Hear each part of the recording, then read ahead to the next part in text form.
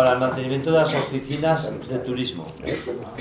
Sádava, Sos del Rey Católico, Tauste, Un Castillo y Egea de los Caballeros, ¿de acuerdo?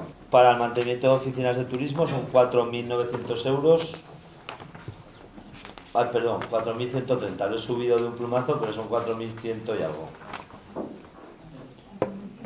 Lo que se trata es de igualar 4.130 euros.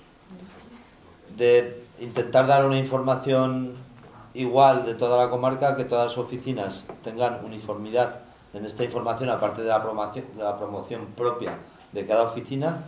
Se tiene que garantizar el servicio durante al menos 4 meses, entre los que se incluya el periodo comprendido entre 15 de junio y 15 de septiembre, quedando asegurada la apertura de la oficina todos los sábados, domingos y días festivos de dicho periodo, un mínimo de 8 horas diarias.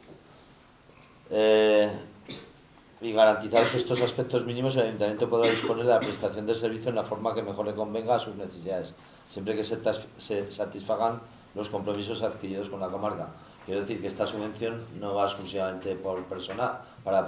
Un ayuntamiento que tenga una oficina permanente que abra 6 meses puede justificar también, pues, con edición de folletos, con actividades turísticas que promocionen también su municipio, y por supuesto que si promociona su municipio, promociona la comarca.